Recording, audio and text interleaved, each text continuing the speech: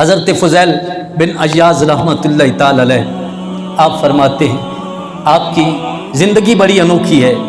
حضرت داتا علی حجویری رحمۃ اللہ تعالی علیہ نے کشف المحجوب میں لکھا، کئی ایسے بھی اٹھ گئے ہیں جو کہتے کشف المحجوب یہ کون سی کتاب ہے؟ کیا اس کا مطلب یہ ہے کہ ہم قرآن و حدیث کو نہیں مانتے؟ کشف المحجوب ہمارے بزرگوں کا ورثہ ہے، یہ یاد رکھیں۔ کشف المحجوب اس اللہ کے ولی کی کتاب ہے جس کو دنیا آج بھی سلام کرتی ہے۔ تو ساری زندگی ٹیل لگا لے انجینئر، تو ساری زندگی ٹیل لگا لے، اللہ کے ولی کی جوتی کی خاک کو بھی نہیں پہنچ سکتا۔ حضرت فضیل بن عیاض رحمۃ اللہ تعالی کا تذکرہ حضور داتا علی حجویری رحمۃ اللہ تعالی اپنی کتاب میں لکھا۔ کام کیا کرتے تھے؟ کام کیا کرتے تھے؟ راہزن تھے۔ راہزن کا معنی ہوتا ہے ڈاکو، بہت بڑا ڈاکو، جو بھی قافلہ آتا رستے میں لوٹ لیتے۔ تو حضرت داتا علی حجویری رحمۃ اللہ تعالی علیہ نے لکھا کہ ایک سوداگر تھا، وہ کہیں سفر پہ جانے لگا، پاس سامان تھا، کافی زیادہ سامان تھا۔ جب سامان لے کے چلنے لگا تو کسی نے مشورہ دیا کہ ایسے کرو، ساتھ میں کوئی سپاہیوں کا دستہ لے لو، رستے میں راہزن ہے فضیل بن عیاض، بہت بڑا ڈاکو ہے، وہ رستے میں جو بھی بڑا قافلہ ہے اس کو لوٹ لیتا ہے، اس کو کیا کرتا ہے؟ تو اس سوداگر نے یہ کہا کہ میں نے یہ بھی سنا ہے کہ وہ اللہ کا خوف بھی رکھتا ہے، قرآن سے محبت بھی رکھتا ہے۔ اس نے کہا ہاں یہ تو سنا ہے ہم نے۔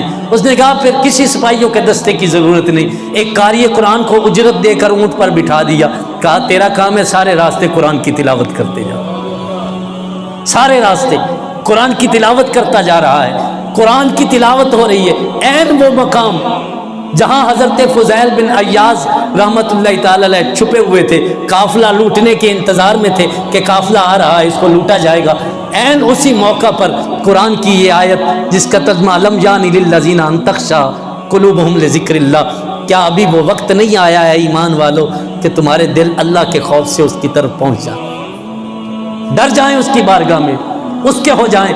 حضرت فضیل بن عیاض رحمۃ اللہ تعالی علیہ کی کانوں میں یہ بات تیر بن کے اور دل میں اتر گئی، کانوں سے گزرتے ہوئے آپ نے کپڑے پھاڑ دیے اور اس کی بارگاہ کی طرف چل پے، کہا مولا آج فضیل بن عیاض تیری بارگاہ میں آ گیا۔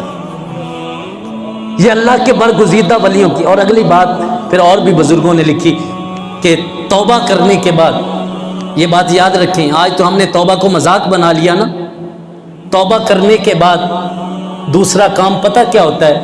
جو ناراض ہو اس سے جا کے معافی مانگ لے۔ توبہ کرنے کے بعد جب بندہ اپنے گناہوں سے توبہ کر لی، جب توبہ کر لی پھر توبہ اس سے کر لی ہے، لیکن جو ناراض ہے اس کو جا کے منانا بھی تو فرض بنتا ہے نا، اس سے بھی محبت، اس کو بھی پتہ چلے۔ تو حضرت فضیل بن عیاض رحمۃ اللہ تعالیٰ کہتے ہیں میں نے سب سے معافی مانگی، جس کا مال لوٹا تھا واپس کر دیا جو رہ گیا۔ ایک کہتے ہیں ایک یہودی کے میں نے 100 دینار دینے تھے، میرے پاس کچھ نہ بچا، میں اس کے پاس پہنچا، میں نے اس سے معافی چاہی کہ اے یہودی تو مجھے معاف کر دے۔ اس نے کہا میرے 100 دینار ہیں، میں نے قسم اٹھائی ہوئی ہے جب تک تم 100 دینار نہیں دو گے میں تمہیں معاف نہیں کروں گا۔ تو حضرت فضیل بن عیاض کی آنکھوں میں آنسو آ گئے۔ آپ نے کہا پھر کیسے معاف کرو گے؟ تم نے تو قسم اٹھا رکھی، تمہاری قسم کیسے پوری ہوگی؟ اس نے کہا کہ وہ میرے تکیے کے نیچے ایک تھیلی پڑی ہے، اس میں دینار ہیں، اٹھا کے لے کے آ جو 100 دینار مجھے گن کے دے دو، میں سمجھوں گا میری قسم پوری ہو گئی۔ حضرت فضیل بن عیاض رحمۃ اللہ تعالی علیہ کہتے ہیں میں گیا، تھیلی پڑی تھی، اس کو اٹھایا، کھولا، گن کے 100 دینار دیے۔ جب میں نے اس کو 100 دینار دیے نا، اس نے گن لیے، میں نے کہا تیری قسم پوری ہو گئی؟ اس نے کہا ہاں میری قسم پوری ہو گئی۔ حضرت فضیل بن عیاض رحمۃ اللہ تعالیٰ کہتے ہیں میں نے اسے کہا تمہیں اب مجھے معافی ہے؟ کہا اب تمہیں معافی ہے۔ حضرت فضیل بن عیاض رحمۃ اللہ تعالیٰ کہتے ہیں میں آنکھوں میں آنسو لیے، جب اٹھا تو اس نے میرا ہاتھ تھام لیا، اس نے کہا فضیل مجھے بھی کلمہ پڑھاتے جاؤ، تم تو جا رہے ہو، مجھے بھی ایمان سے فیض یاب کرتے جاؤ، مجھے بھی محمد الرسول اللہ صلی اللہ علیہ وسلم کا غلام بناتے جاؤ، مجھے بھی اپنے آقا کے دامن سے وابستہ کرتے جاؤ۔ حضرت فضیل بن عیاض رحمۃ اللہ تعالی علیہ نے فرمایا کہ تو نے ایسی کون سی بات مجھ میں دیکھی مجھ میں ایسی کون سی بات دیکھی ہے کہ تو کلمہ پڑھ رہا ہے؟ اس نے کہا ہم نے اپنی کتاب میں پڑھا تھا، ہم اہل کتاب ہیں، ہم نے اپنی کتاب میں پڑھا تھا کہ امت مصطفیٰ صلی اللہ علیہ وسلم میں اگر کوئی سچی توبہ کرے گا اور اگر وہ مٹی کو بھی ہاتھ ڈالے رب اسے سونے کا فرما دے گا۔ میں نے یہ مٹی کی ٹھیکریاں بنا کے رکھی تھی، یہ دینار نہیں تھے، تیری سچی توبہ کی برکت ہے کہ تو نے اس کو ہاتھ لگایا، رب نے اس کو سونے کا بنا دیا۔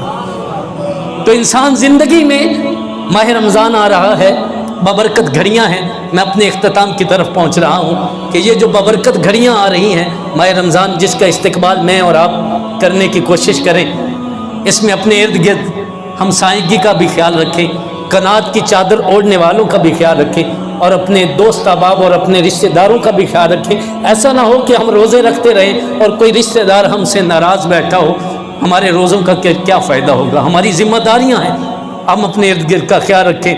اور اس شعر کے ساتھ میں ختم کر رہا ہوں کہ جدوں عیباں دے ول ویکھدا ہاں، جدوں عیباں دے ول ویکھدا ہاں، دل ڈردا اے جند سکدی اے، جدوں عیباں دے ول۔